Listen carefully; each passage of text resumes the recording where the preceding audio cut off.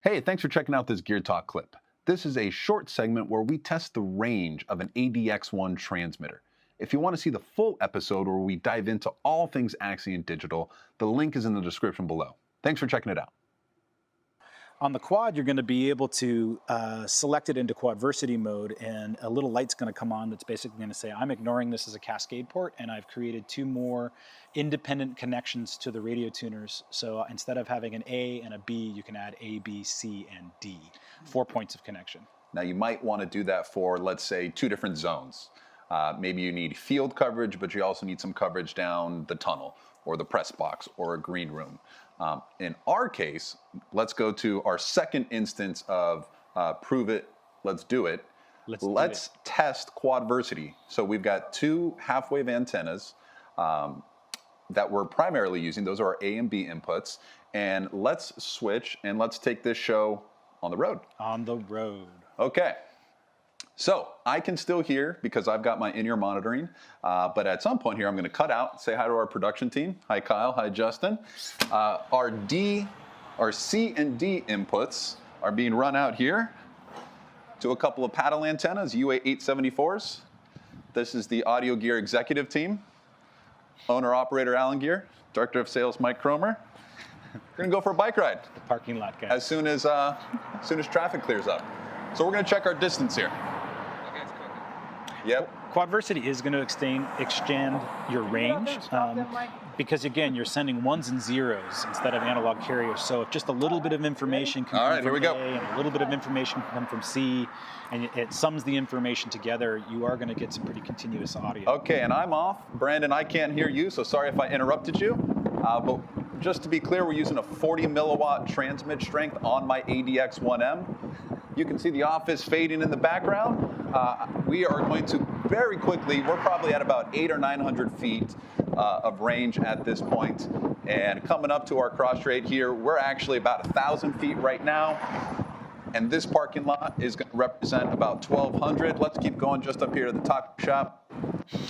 We're going to get to about 1,500, 1,600 feet of range. We're going to stop right about here.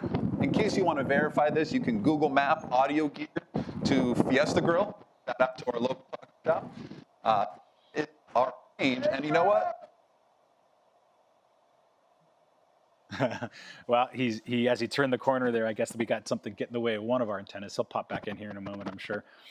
Point being is that you don't often want to be 1,500 feet away from your antenna, but what we're showing is that the power of Axient Digital and the digital filters and the technology they've put into the receivers has really allowed range to become not the problem that it once was.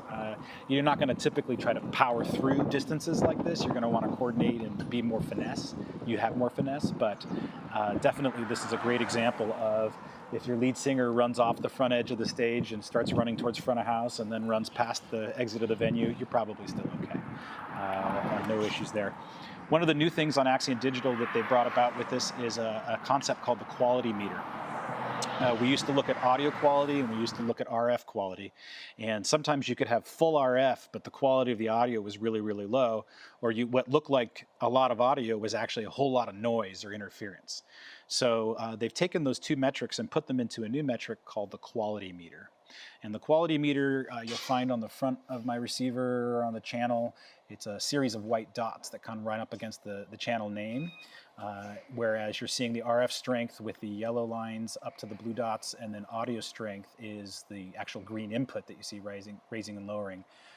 The quality meter is going to be a much more truthful indication of the quality of your audio. So as you're watching that quality meter drop, and he's at 1,500 feet, 1,600 feet, whatever, as long as you're at about 2 of the solid 5 available quality meter lights, you're good to go, and you can send your talent out on stage. If you've fallen below that, you may want to look and see if an antenna's come unhooked or something else has changed dynamically that has taken away that ability. But for the most part, the quality meter is going to be the confidence that you need to be able to send somebody out or to say that you're good to go. You just can't see the audio, you can't see the digital information in the air, so you have to have something that tells you the quality of your audio performance. How was it, Ross? It was breezy. It was beautiful. It was fall. It's fall in Southern California. It is. Highly recommend it.